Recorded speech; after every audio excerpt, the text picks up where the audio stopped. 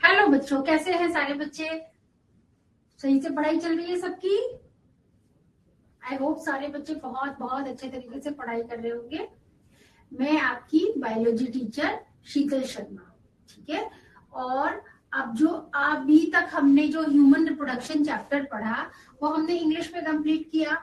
आज जो हम टॉपिक कंप्लीट करेंगे ह्यूमन रिप्रोडक्शन में, आज से जो ये वाली जो क्लास है ये हम हिंदी में कंप्लीट कर रहे हैं, ठीक है।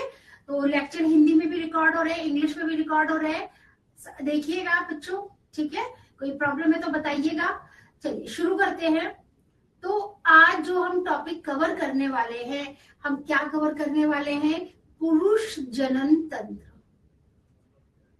ओके, पुरुष जनन तंत्र। और साथ में जो हम अगला टॉपिक करेंगे वो हमारा क्या है? स्त्री जनन तंत्र, ठीक है। तो सबसे पहले पुरुष जनन, हम पहले जानते हैं कि जनन तंत्र एक्चुअली में है क्या, ठीक है। चलिए शुरू करते हैं। देखिए बेटा, जैसे कि हम लोगों ने पुष्पी पादपों में लैंगिक जनन वाला चैप्टर कंप्लीट किया था, ठीक है। तो उसमें हम जनन के बारे में पढ़ चुके हैं। जनन है क्या? तो जनन जो है वो एक ऐसी प्रक्रिया है जिसके द्वारा कोई ऑर्गेनिज्म अपने ही जैसी एक नई संतान उत्पन्न करता है। पीढ़ी दर पीढ़ी दर पीढ़ी ये प्रक्रिया चलती रहती है। समझ में आई बात, ठीक है। तो यही है कि मानवों में जनन घटना के अंतर्गत युग्मकों की रचना, ठीक है। अब युग्मकों की रचना से क्या मतलब है, ठीक है। युग्मक क्या हुए? अब मैं बात करूं नर, तो नर में क्या होता है? शुक्राणु। मैं बात करूं मादा, मादा में क्या होता है? अंडाणु, ठीक है। तो इस तरीके से शुक्राणु और अंडाणुओं का बनना क्या कहलाता है? युग्मक जनन कहलाता है, ठीक है। तो पुरुषों में क्या बन रहे हैं? शुक्राणु। स्त्री में क्या बन रहे हैं? अंडाणु, ठीक है। और जो ये शुक्राणु है नर के द्वारा मादा के कैसे जनन पथ में, ठीक है, मादा के स्त्री के जनन पथ में शुक्राणुओं का स्थानांतरण, ठीक है। कि जब नर और मादा के बीच में जब मतलब सेक्स होता है तो उस टाइम क्या हुआ कि शुक्राणु जो है मादा के शरीर में जाते हैं। इसको हमने क्या बोला? वीर्य सेचन, ठीक है। और पुरुष तथा स्त्री के युग्मकों का संलयन। क्या बात समझ में आई? कि देखिए यहां पर कि मादा में क्या है? ये अंडाणु, ठीक है। और इससे क्या मिल रहे हैं यहां पर? ये शुक्राणु,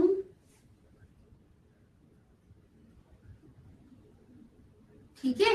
तो अंडाणु और शुक्राणु जब आपस में जुड़ जाते हैं, जब आपस में फ्यूज कर जाते हैं, ठीक है, तो इससे क्या, इसको ही क्या बोलेंगे? ये प्रक्रिया क्या है? जनन, ठीक है। और जनन के बाद जो संरचना बनेगी उस संरचना को क्या बोलते हैं? युग्मनज, ठीक है। ये क्या है? ये आगुणित है। ये भी क्या है? आगुणित है। और ये मिलकर क्या बना रहे हैं? द्विगुणित, ठीक है। तो दिस इज द्विगुणित। ये क्या है? आगुणित। ये क्या है? आगुणित। समझे मेरी बात? इस तरीके से तो ये प्रक्रिया क्या हुई, ठीक है। जनन हुआ। कौन सा जनन है ये? लैंगिक जनन। अब क्योंकि हम ह्यूमन रिप्रोडक्शन पढ़ रहे हैं, मानव जनन पढ़ रहे हैं, तो उसमें कौन सा जनन होता है? लैंगिक जनन ही होता है, ठीक है। अब यहाँ पर देखिए युग्मनज, युग्मनज जो है, युग्मनज को क्या बोलेंगे? युग्मनज को हम बोलेंगे क्या? जाइगोट। चलिए अब आगे देखिए, ठीक है। अब इतनी जाइगोट की प्रक्रिया हो गई, जाइगोट बन गया, ठीक है। अब इसके बाद इसमें क्या हो रहा है कि इसके बाद कोरक पुटी, ब्लास्टोसिस्ट की रचना। ठीक है, क्या हुआ इसके बाद में, ये देखिए कोरक पुटी, इसको क्या बोल रहे हैं, ब्लास्टोसिस्ट। ठीक है, फिर क्या हो रहा है इसमें, इसमें परिवर्धन हो रहा है, चेंज हो रहा है, ये डेवलपमेंट हो रहा है, और फिर ये कहा जाता है गर्भाशय, यूट्रस की दीवार पर चिपक जाता है। ये यूट्रस है, यूट्रस की दीवार पे क्या हो गया, ये ऐसे चिपक जाता है। इसको क्या बोलते हैं, अंतरोपण या इम्प्लांटेशन भी इसको हम बोलते हैं। ठीक है, फिर क्या हुआ, इतनी प्रक्रिया हुई, इतनी प्रक्रिया के बाद में अब क्या हो रहा है, भ्रूणीय परिवर्तन। जैसे बीज को मिट्टी में डाल दिया, अब वहां से पौधा बनना शुरू हो गया, ऐसे ही यूट्रस में जाके इम्प्लांटेशन, अंतरोपण हो गया। अब उसके बाद में भ्रूण में परिवर्तन हो रहे हैं। ठीक है, और फिर क्या हुआ, फिर यहाँ पर ये शिशु बनेगा, और फिर क्या होगा, शिशु का जन्म। ठीक है, तो जन्म को क्या बोलते हैं, जन्म को बोलते हैं क्या, प्रसव। ठीक है, इतनी बात समझ में आई सबको। चलिए अब इसके बाद में आगे देखिए कि ये जो प्रक्रियाएं हैं, समझे कि क्या, कि ये जनन घटनाएं, ये जो प्रक्रिया हुई, ठीक है, जनन हुआ, जनन के बाद प्रक्रियाएं हो रही हैं, तो यौवनारंभ के पश्चात संपन्न होती है। ठीक है, पहले चाइल्डहुड होगा, बचपन होगा, फिर धीरे धीरे परिपक्वता, प्यूबर्टी पीरियड आएगा। ठीक है, फिर क्या होगा, जो सेक्स ऑर्गन्स हैं, जो जनन अंग हैं, वो धीरे धीरे परिपक्व होना शुरू हो जाएंगे। ठीक है, वृद्ध पुरुष में शुक्राणु बनना जारी रहता है। ठीक है, लेकिन स्त्रियों में क्या है, अंडाणु की रचना 50 वर्ष की आयु के लगभग क्या होती है, समाप्त हो जाती है। ठीक है बेटा, इतनी बात समझ में आई।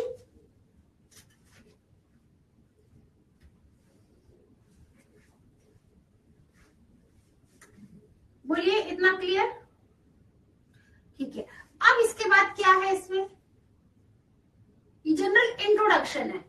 जिस तरीके से अब देखिए, प्राथमिक जनन अंग, ठीक है, जब बच्चा पैदा होता है तो उसके अंदर क्या है, वृषण होते हैं, और जिनमें क्या बनते हैं, शुक्राणु बनते हैं।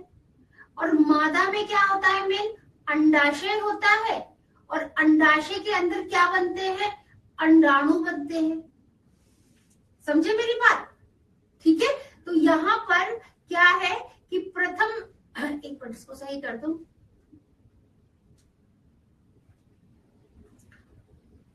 मुख्य जनन अंग।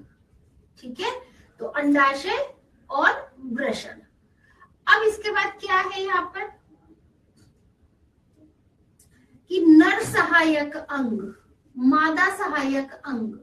ठीक है, द्वितीय जनन अंग, तो नर में क्या है, वृषण कोश है, अधिवृषण, शुक्रवाहिनियां, शुक्राशय, शिशन, प्रोस्टेट ग्रंथियां, कॉपर ग्रंथियां। ठीक है, और मादा में क्या है, गर्भाशय, अंडवाहिनियां, योनि, भग, स्तन ग्रंथियां। ठीक है, तो ये क्या है, सहायक अंग। तो जैसे इतनी जब वो प्रक्रिया हुई, ठीक है, और उस प्रक्रिया के बाद में जब शुक्राणु, नर में शुक्राणु बन रहा है, मादा में अंडाणु बन रहे हैं। ठीक है, तो ये शुक्राणु और अंडाणु आगे की इनके अंदर प्रक्रियाएं हो रही हैं। तो वो जो प्रक्रियाएं होती है वो सब इन अंगों की सहायता से होती है, इन सहायक अंगों की सहायता से होती है। ठीक है, चलिए अब आगे देखिए। अब यहाँ पे अगर हम सबसे पहले हम बात करेंगे किसकी, पुरुष जनन तंत्र की। ठीक है, तो पुरुष जनन तंत्र में सबसे पहले क्या है, एक जोड़ा वृषण, फिर सहायक नलिया, एक जोड़ी ग्रंथि और बाह्य जननेंद्रिय।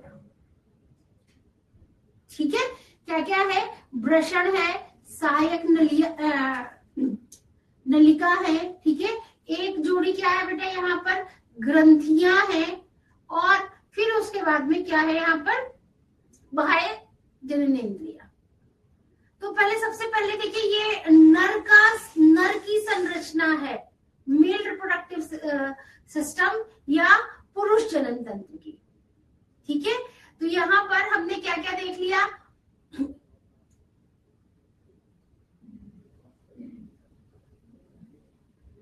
ठीक है।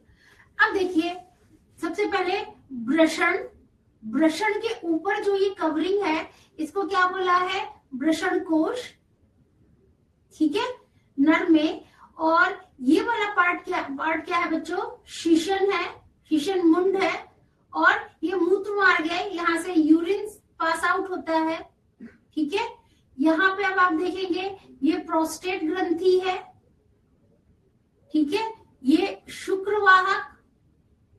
अभी सबके वर्क हम देखेंगे, सबका फंक्शन। ये क्या है, ये मूत्राशय, यहाँ पे मूत्र का निर्माण होता है, ठीक है। ये वाला क्या है, ये शुक्राशय है, ठीक है।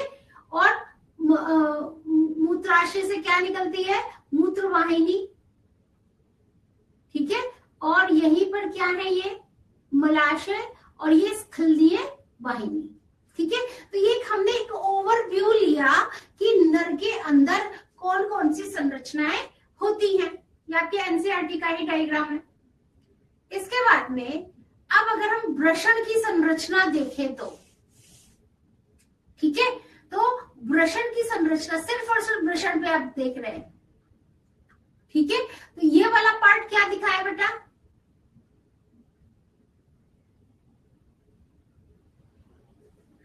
This is अधिवृषण। ये क्या है, वास्ट डिफरेंस। अभी एक एक का काम हम देखेंगे। ये क्या है, ये है वास इफ्रेंशिया। वृषण के अंदर क्या है, वृषण लोब्यूल है, ठीक है। और वृषण लोब्यूल के अंदर क्या है, शुक्र जनन नलिका, ठीक है। और यहाँ पे ये क्या है, वृषण जालक और टुनिका एल्बुजिनिया इसकी लेयर। तो अब हम एक एक का फंक्शन देखेंगे कि किसका क्या फंक्शन है, किसका क्या कार्य है, ठीक है। तो चलिए शुरू करते हैं। अब यहाँ पर देखिए कि शरीर में जो वृषण है, ठीक है, वो क्या कहाँ होता है। आप सबसे पहले पोजीशन देखो, उदर गुहा के बाहर एक थैली धानी में स्थित होते हैं, ठीक है। उसके ऊपर एक थैली जैसी संरचना होती है जिसको हम क्या बोलते हैं, वृषण कोश, या हम उसको क्या बोलते हैं, स्क्रोटम कहते हैं, ठीक है। कि शरीर के अंदर जो वृषण है वो कहाँ पर है, उदर गुहा के बाहर एक थैली जैसी संरचना में, जिसे हम क्या बोलते हैं, वृषण कोश बोलते हैं, ठीक है। और ये वृषण कोश वृषणों के तापमान को कम रखने में सहायक होते हैं। मतलब जो वृषण है उसका तापमान शरीर के तापमान से 2 से 2.5 डिग्री सेल्सियस कम होता है, कहीं कहीं 3 डिग्री सेल्सियस भी दिया हुआ है, ठीक है।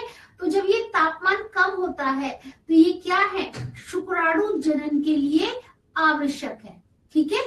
इस तापमान की कम होने की वजह से ही इनमें कौन सी प्रोसेस होती है, शुक्राणु जनन की प्रोसेस होती है, और जिससे क्या बनते हैं, जिससे शुक्राणु बनते हैं, ठीक है।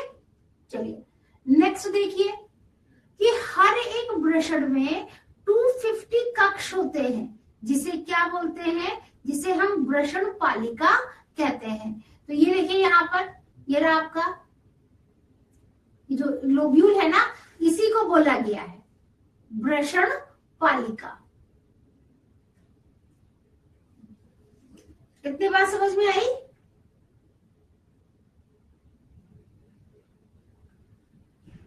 ठीक है। चलिए अब इस तरीके से संरचना, पहले नर का दूसरे तरीके से स्ट्रक्चर दिया हुआ है, दूसरे तरीके से स्ट्रक्चर दिया हुआ है। ये भी डायग्राम आपके एनसीईआरटी का है, ठीक है। तो ये क्या है, ये शिशन है, ये वृषण, क्या है बच्चों, मूत्राशय। यहाँ पे मूत्र एकत्रित होता है और मूत्र वाहिनी या मूत्र मार्ग के थ्रू बाहर निकलता है। ठीक है, ये क्या है, शुक्राशय। ऐसे आपको जरा ये नाम याद करने पड़ेंगे। ये शुक्राशय है, ये प्रोस्टेट है, ये वाली क्या है, कंद मूत्र पथ ग्रंथि है। तो सबसे पहले हम आते हैं यहाँ पर कि वृषण के अंदर वृषण पालिका, फिर इसी के अंदर एक संरचना और है वृषण जालिका, फिर क्या है शुक्र वाहिका, और फिर क्या है बेटा अधिवृषण। ठीक है, और ऊपर की साइड क्या जा रही है, ये शुक्रवाहक। समझे? तो अब हम एक एक करके एक एक का फंक्शन देखते हैं कि किसका क्या फंक्शन है। तो देखो कि प्रत्येक वृषण पालिका के अंदर, वृषण के अंदर पालिका, उसके अंदर 1 से लेकर 3 अति कुंडलित शुक्र जनक नलिकाएं। ठीक है, तो इसको हम ऐसे समझ सकते हैं, कैसे, ये देखिए ये क्या है, वृषण है। ठीक है, और इसके अंदर क्या है,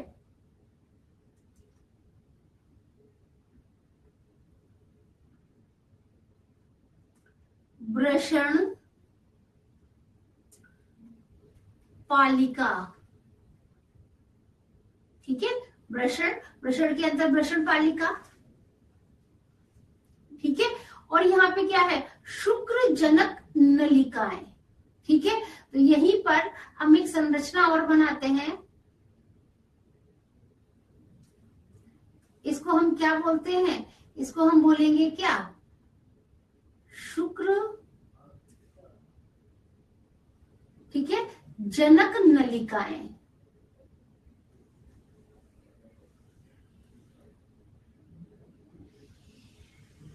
समझे?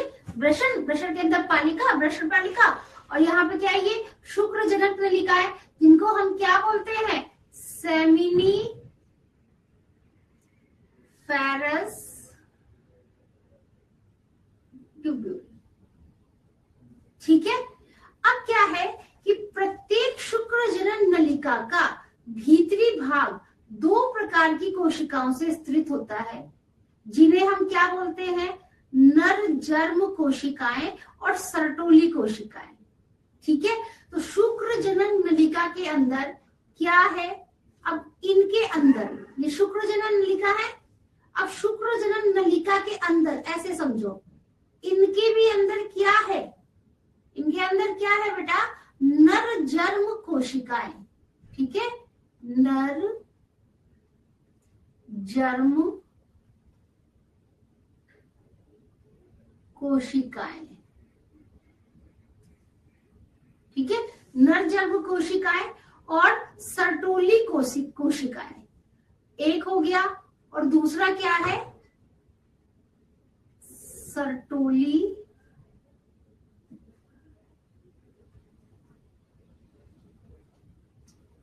कोशिकाएं। ठीक है, और नर जन्म कोशिकाओं को हम क्या बोलते हैं, शुक्राणुजन या स्पर्मेटोगोनिया। ठीक है, इसको हम क्या बोलते हैं, शुक्राणु जन या स्पर्मेटोगोनिया। समझे मेरी बात? तो ऐसे आपको ध्यान रहेगा कि वृषण के अंदर वृषण पालिका, फिर शुक्र जनक नलिकाएं, और शुक्र जनक नलिकाओं में नर जर्म कोशिकाएं और सर्टोली कोशिकाएं, और नर जर्म कोशिकाओं को क्या बोलते हैं, शुक्राणु जन। अब आगे देखिए, ठीक है, कि नर जर्म कोशिकाओं में क्या हुआ, अर्धसूत्री विभाजन हुआ। ठीक है, और इससे क्या बना, इससे बना क्या, शुक्राणुओं का निर्माण होता है। समझे? तो आप इसको ऐसे लिख सकते हो क्या, कि नर जर्म कोशिकाएं। ठीक है, इनमें क्या हो रहा है बच्चों, अर्धसूत्री विभाजन।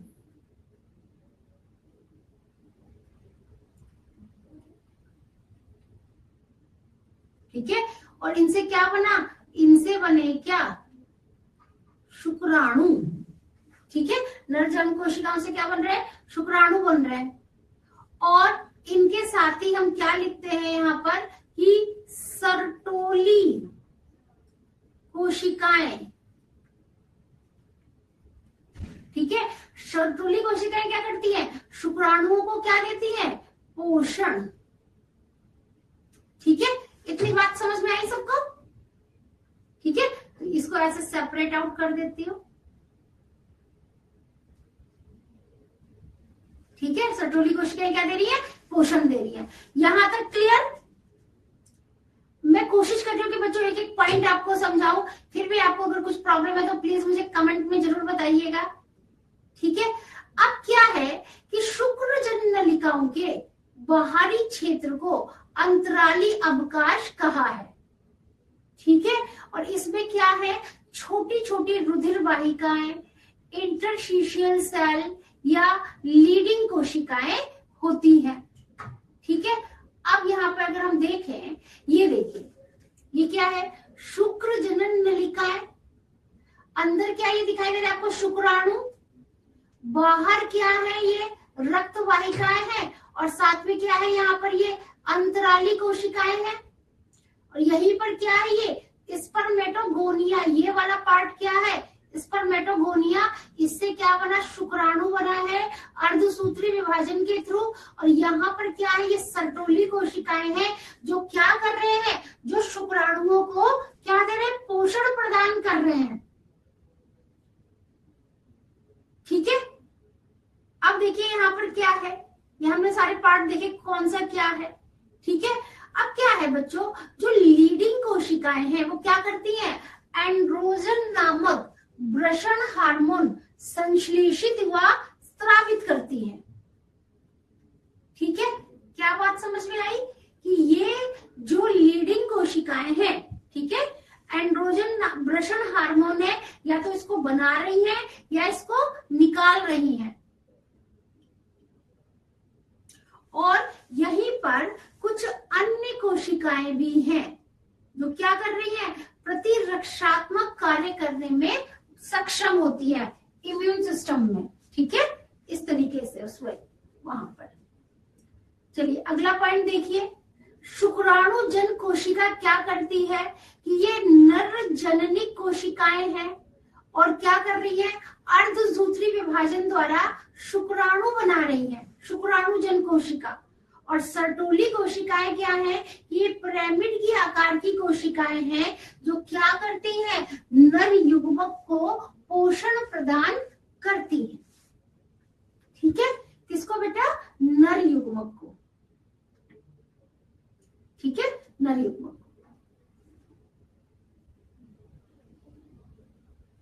ये अर्धसूत्री विभाजन है। ठीक है, और इसको सही से लिख लेते हैं,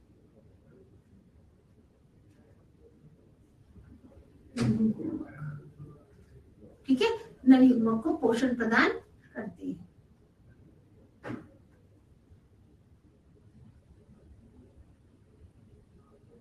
ठीक है, चलिए अब आगे चलते हैं।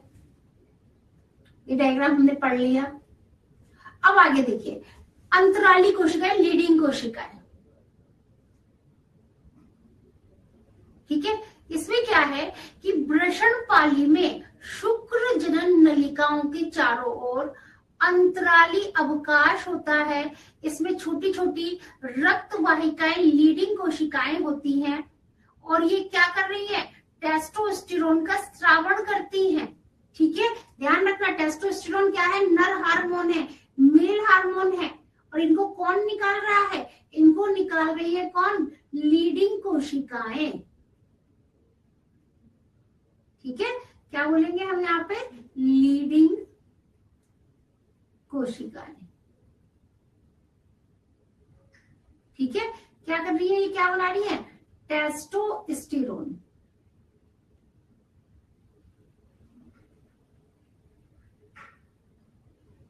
चलिए अब आगे चलते हैं।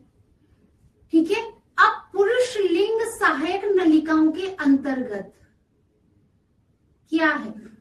ठीक है, तो देखिए अब यहाँ पे क्या है बच्चों, लिंग सहायक नलिका।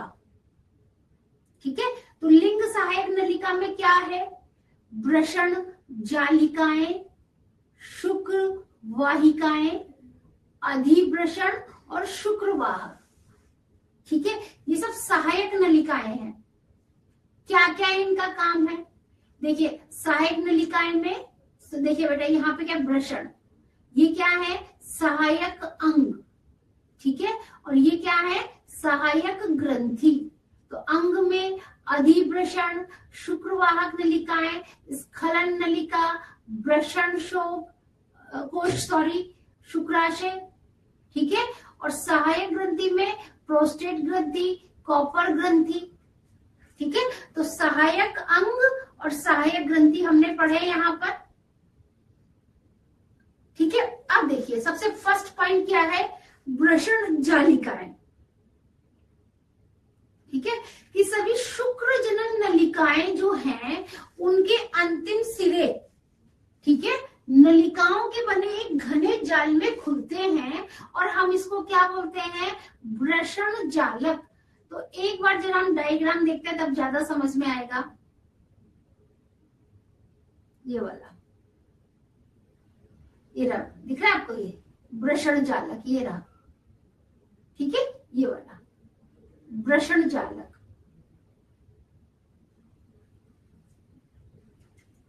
ठीक है, कि सभी शुक्र जनन नलिकाएं कहां पर है, वृषण के अंदर, और वो कहां खुल रही है, एक घने जाल में खुलते हैं। ठीक है, इस जाल को क्या बोलते हैं, वृषण जालक। अब क्या हुआ कि जो शुक्र जनन नलिकाएं वृषण जालक द्वारा शुक्रवाहक में खुलती हैं। एक एक देखो कौन सा किसके बाद। अब शुक्रवाहक देखते हैं कि शुक्रवाहक कहाँ है।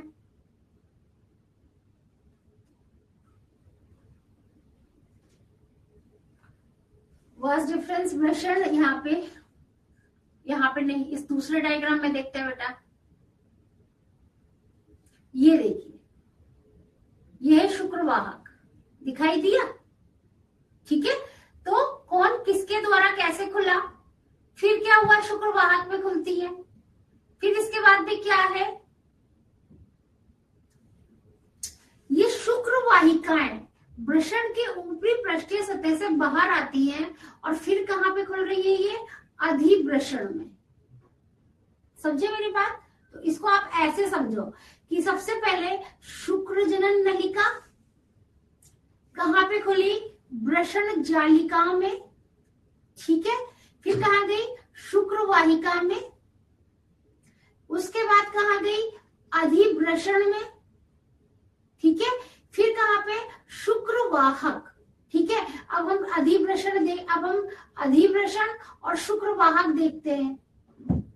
ठीक है, तो इस वाले डायग्राम में दिख रहा है ये देखो, ये अधिवृषण है और ये शुक्रवाहक है। समझे, तो एक दूसरे से, यहां से ये ओपन हुआ, वहां से वो ओपन हुआ, इस तरीके से ओपन होती है। ठीक है, और फिर क्या हुआ, शुक्रवाहक जो शुक्राशय में खुलती है और मूत्र भाग में स्खलनीय वाहिनी के रूप में खुलती है। फिर यहाँ इसके बाद में मूत्रमार्ग और फिर मूत्राशय मुख से तक। ठीक है, तो इस तरीके से प्रक्रिया हुई। तो क्या क्या है कि वृषण के अंदर शुक्र जनन नलिका, शुक्र जनक नलिकाओं से वृषण जालिका, वृषण जालिका से शुक्र वाहिकाएं। ठीक है, शुक्र वाहिकाओं से अधिवृषण आंशिक रूप से शुक्राणुओं का संग्रह करते हैं, फिर शुक्रवाहक और जो शुक्राशय में जुड़ती है, और फिर आगे की प्रक्रिया होती है मूत्रमार्ग और मूत्राशय मुख में। ठीक है, तो इस तरीके से वृषण जाते हैं आगे। फिर देखिए, अधिवृषण शुक्राणु संग्रह करता है तथा शुक्राणु क्रियात्मक परिपक्वन के लिए उत्तरदायी है, और ये कहाँ पे है, ये वृषण के पश्च सतह पर स्थित होती है। कौन बेटा, अधिवृषण। तो सही से लिख लेते हैं।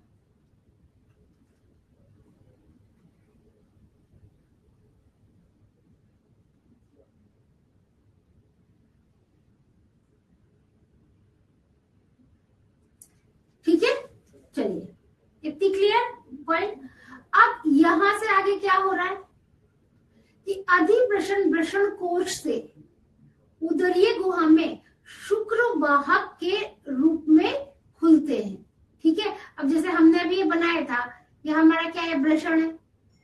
ठीक है, इसके ऊपर की साइड क्या है, ये शुक्र वाहक। अब जो बस जरूर वही देख रहे हैं, पढ़ चुके हैं ना।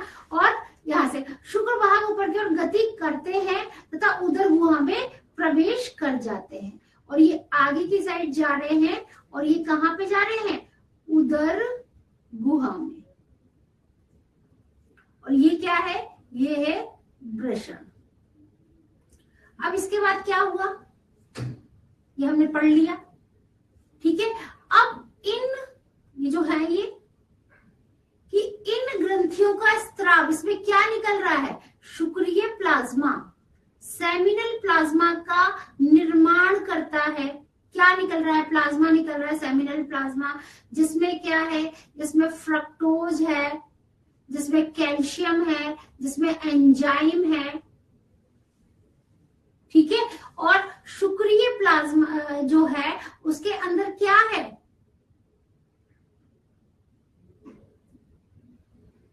चलिए ये हटा देते हैं वरना कंफ्यूजन थोड़ा क्रिएट होगा। ठीक है, चलिए अब इसके बाद में नेक्स्ट देखिए,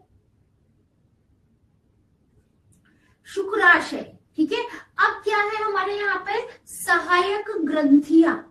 इन सहायक ग्रंथियों के क्या क्या काम है, तो शुक्राशय एक जोड़ी मूत्राशय के पीछे स्थित होते हैं, और ये वीर्य का लगभग 60% बनाते हैं। ठीक है, अब एक बार हम जरा शुक्राशय देखते हैं डायग्राम में। ये रहा शुक्राशय। ठीक है, फिर इसके बाद में क्या है, ये प्रोस्टेट ग्रंथि है। समझे मेरी बात,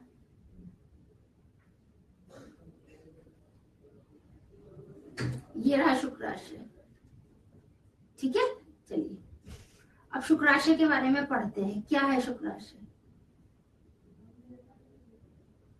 ये देखिए बेटा, प्रोस्टेट ग्रंथि क्या है, यह एक सघन ग्रंथि है। क्या है, जो मूत्र नलिका के चारों ओर होती है। ठीक है, और ये वीर्य का कितना, 20 से 25% भाग बनाती है प्रोस्टेट। समझे मेरी बात, ठीक है। और कॉपर ग्रंथि क्या है कि इसका स्त्रावण शिशन में स्नेहन का कार्य करता है। ये एक जोड़ी होता है।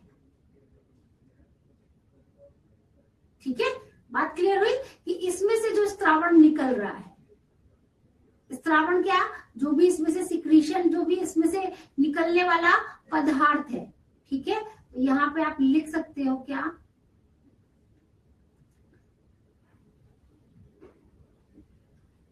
स्त्रावण। ठीक है, तो हमने यहाँ पे सहायक ग्रंथियां पढ़ी, शुक्राशय, प्रोस्टेट ग्रंथि, कॉपर ग्रंथि। अब नेक्स्ट हमारा क्या है कि टेस्टोस्टेरोन क्या है बेटा, कि एक ये नर हार्मोन है जो कहां से निकल रहा है, अंतराली कोशिकाओं से निकल रहा है। ये क्या कर रहा है, नर जननांगों के विकास में, शुक्राणुओं के परिपक्वन में मदद करता है। इन ग्रंथियों का जो स्त्राव है, ठीक है, ये क्या कर रहे हैं, शुक्रीय प्लाज्मा का निर्माण करता है। ठीक है, और जो फ्रक्टोज, कैल्शियम तथा कुछ एंजाइम से भरपूर होता है। तो ऐसा करते हैं, क्योंकि हम यहाँ पे सिर्फ और सिर्फ किसके बारे में पढ़ रहे हैं बेटा, टेस्टोस्टेरोन के बारे में। तो इस वाली स्लाइड में हम सिर्फ टेस्टोस्टेरोन को ही रखते हैं। ठीक है, कि टेस्टोस्टेरोन क्या है। ठीक है, टेस्टोस्टेरोन जो है वो क्या है, नर हार्मोन है, अंतराली कोशिकाओं से स्रावित होता है, और ये नर जनन अंगों के विकास व शुक्राणु के परिपक्वन में सहायक होता है। ठीक है, अब शुक्रीय प्लाज्मा के कार्य क्या है, सेमिनल प्लाज्मा, ये है शुक्राणुओं के परिवहन के लिए सहायक है, शुक्राणुओं को पोषक उपलब्ध कराता है, पोषण, ठीक है, गर्भाशय की अम्लता से प्रतिक्रिया करने के लिए क्षारकता उपलब्ध करवाता है, ठीक है, अम्लता से मतलब अम्ल और क्षार मिलकर न्यूट्रल हो जाए, ठीक है। और देखिए कि बल्बो यूरेथ्रल ग्रंथियों का जो स्त्राव है मैथुन के दौरान शिशन में क्या है, पेनिस में, ठीक है, जो मेल का रिप्रोडक्टिव पार्ट है वो क्या कर रहे हैं कि उसको ल्यूब्रिकेशन प्रदान करने में सहायक करती है, कौन, बल्बोरेथ्रल ग्रंथियां। और अधिवृषण हो गया, शुक्रवाहक हो गया, शुक्राशय हो गया, प्रोस्टेट हो गया, इन सब का जो स्त्राव है क्या कर रहा है, शुक्राणु की गतिशीलता और परिपक्वता में सहायक होता है, ठीक है। इन सब से जो स्त्राव निकलता है, जो भी सिक्रीशन निकल रहा है, वो सब क्या कर रहा है, शुक्राणुओं में गतिशीलता और परिपक्वता में सहायक होता है, ठीक है। तो अभी हमने क्या पढ़ा, हमने नर जननांग पढ़ा है। अब हम क्या पढ़ रहे हैं बेटा, मादा जननांग, स्त्री जननांग।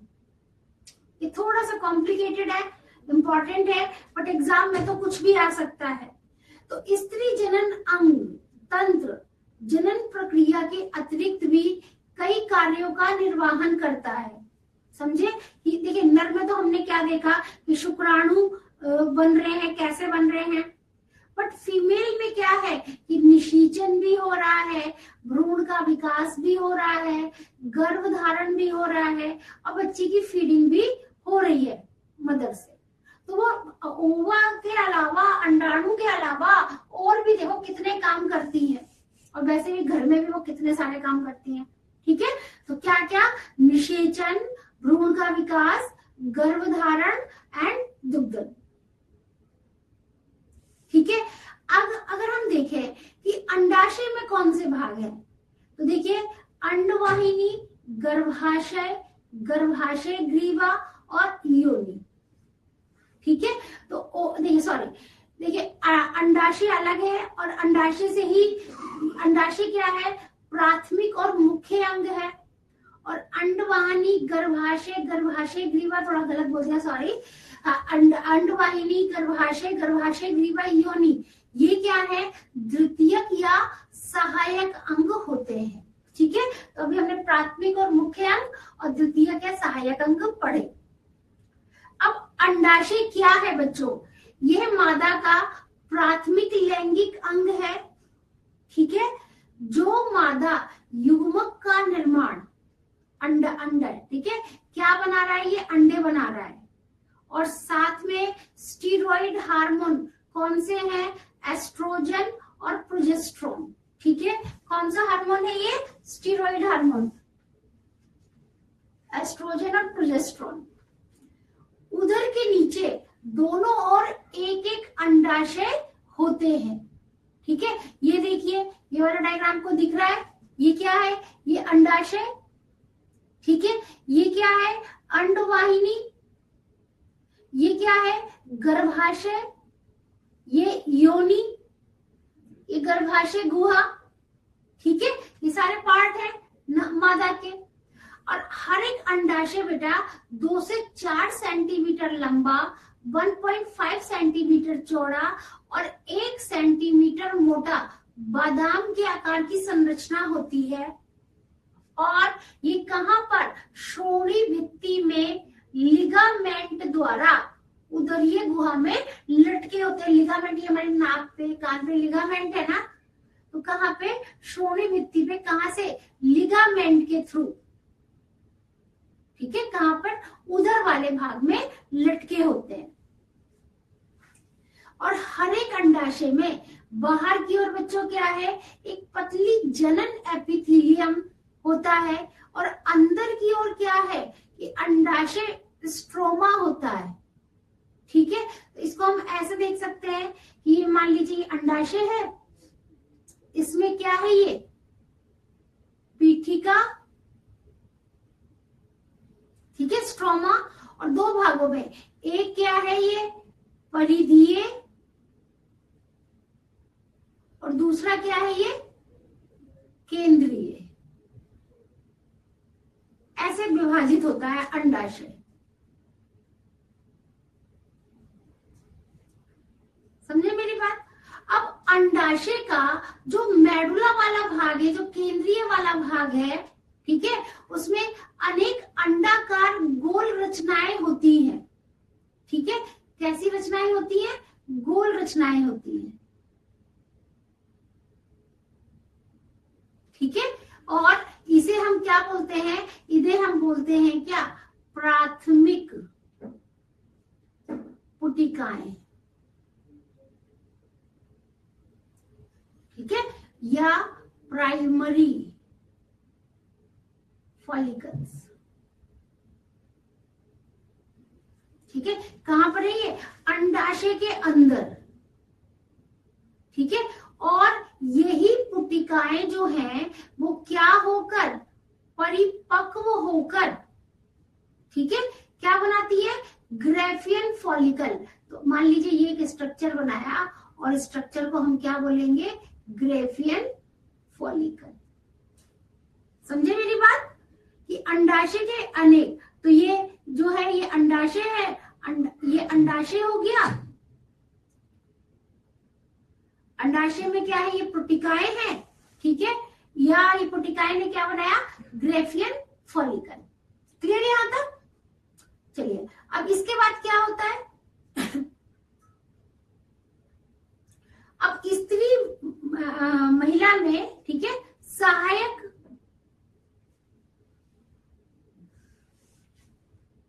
ठीक है, सहायक अंग कौन कौन से हैं? या सहायक नलिका या सहायक तंत्र। तो इसे हटा देते हैं, अब करते हैं। ठीक है, तो यहां पर क्या है? ये सहायक नलिकाएं कौन कौन सी है बच्चे? ये देखिए, अंडवाहिनी, गर्भाशय, स्तन, योनि नलिका। ठीक है, अंडवाहिनी क्या है? अंडवाहिनी एक जोड़ी पेशीय नलिका के आकार की है। ये कहां से? अंडाशय से गर्भाशय तक होती है। ठीक है, और समझना है कहां तक? गर्भाशय तक होती है। फिर देखिए इसमें क्या है कि इसकी गुहा पक्षमापी एपिथेलियम से बनी होती है, अंडवाहिनी। ठीक है, ये वाला डायग्राम देखिए, यहां पर देख रही है। ठीक है, देखिए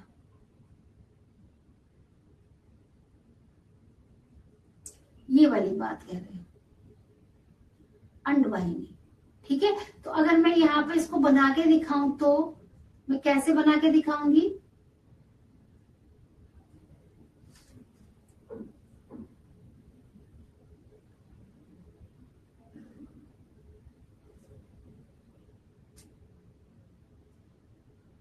ये क्या है? अंडवाहिनी। ठीक है, फिर आगे ही जाके क्या बन जाते हैं? इधर इधर की साइड क्या होता है? गर्भाशय।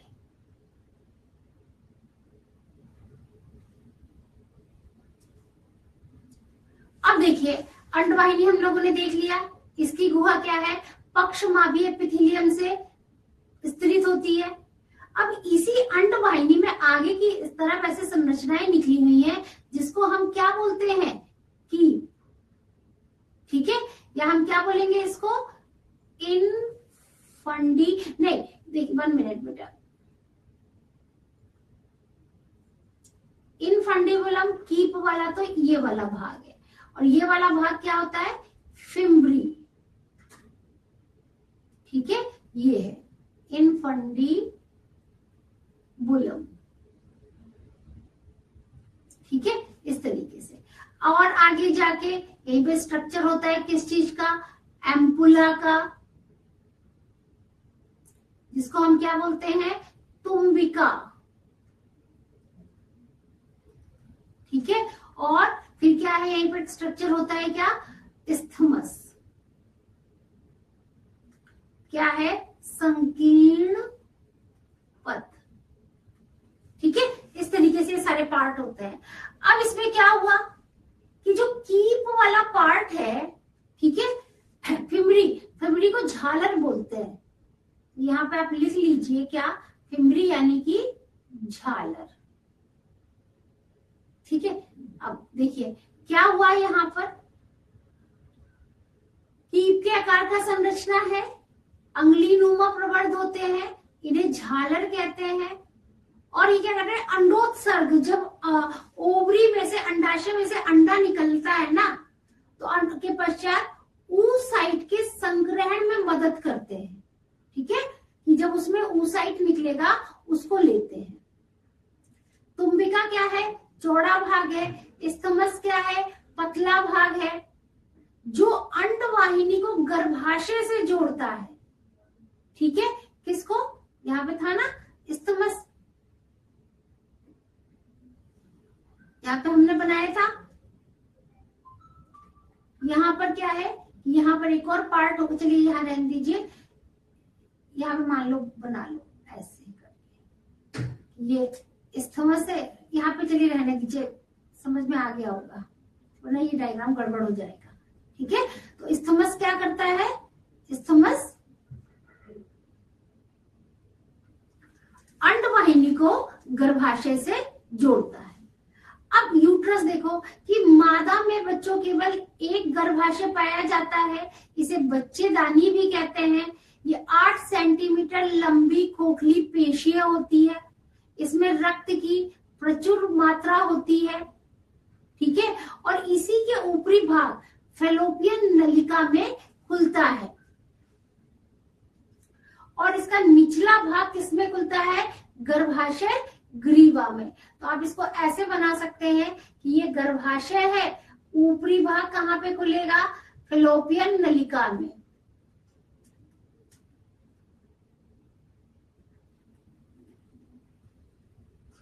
ठीक है, और निचला भाग कहाँ पे, गर्भाशय ग्रीवा में।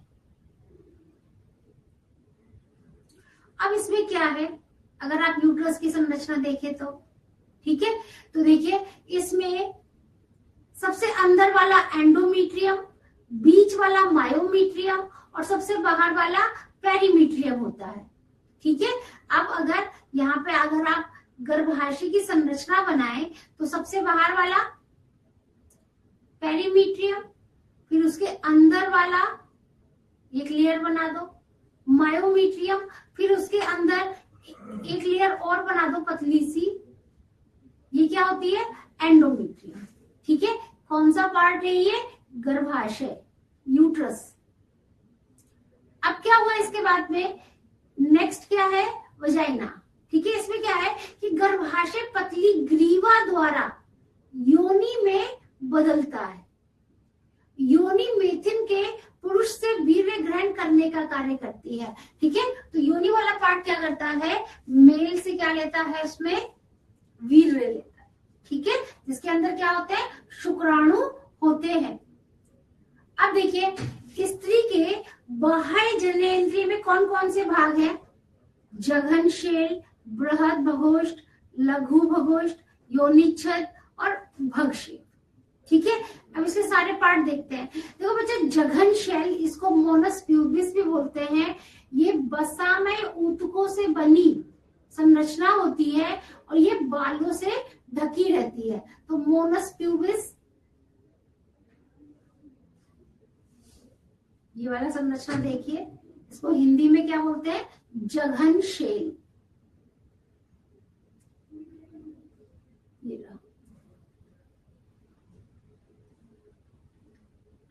ठीक है, ये जघनशैल एक पॉइंट हो गया। उसके बाद में नेक्स्ट देखिए, ये क्या है, बृहद भगोष्ठ। ठीक है, अब पहले डायग्राम में देखिए क्या है, बृहद भगोष्ठ, ये रहा। ठीक है, ये क्या करता है, ये बड़ा मांसल बसा का बना हुआ रोमयुक्त बाहरी बलन है, ये योनि द्वार को घेरे रहता है। फिर इसके बाद में क्या है, लघु भगोष्ठ। ठीक है, ये देखिए ये वाला पार्ट के अंदर लघु भगोष्ठ। ये क्या है, ये बच्चों छोटा पतला रोम रहित आंतरिक पार्ट है। ठीक है, तो अभी हमने कितने पढ़े, हमने पढ़ा जघन शैल, हमने पढ़ा बृहद भगोष्ठ, लघु भगोष्ठ। उसके बाद में हाइमेन। हाइमेन क्या है बच्चों, अगर डायग्राम में दिख रही है तो देखते हैं, ये देखिए ये हाइमेन है। हाइमेन क्या है, ये एक पतली झिल्ली है जो योनि द्वार को ढकती है, और जब फर्स्ट टाइम संभोग होता है तो ये फट जाती है।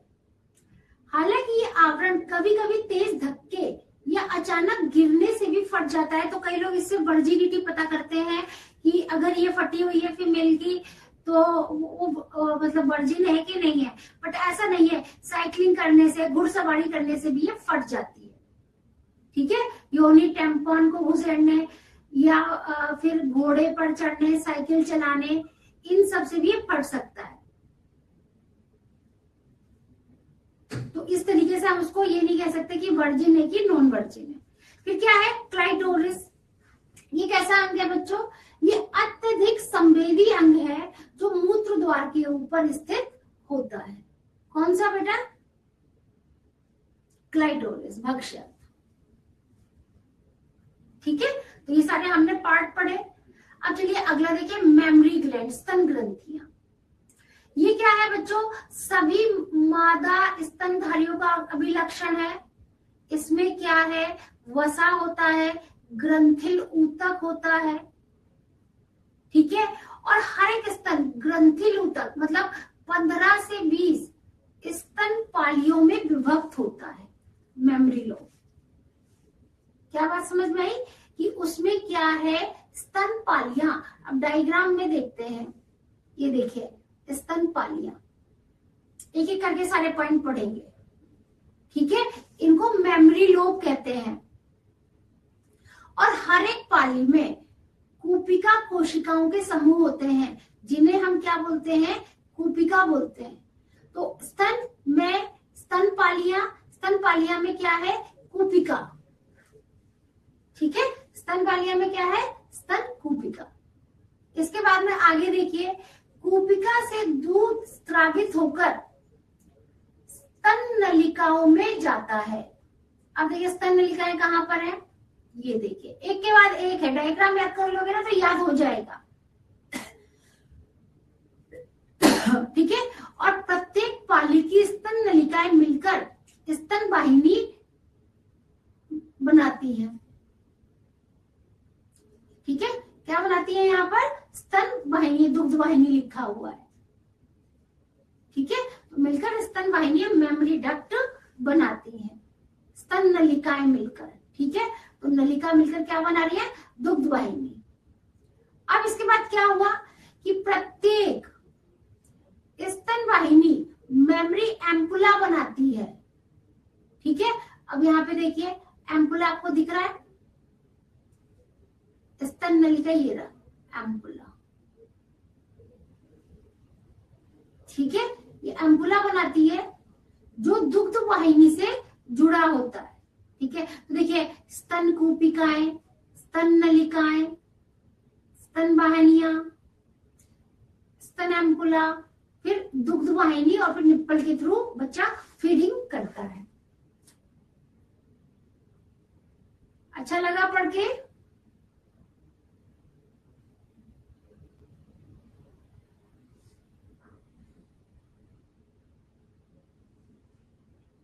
बताइए बेटा।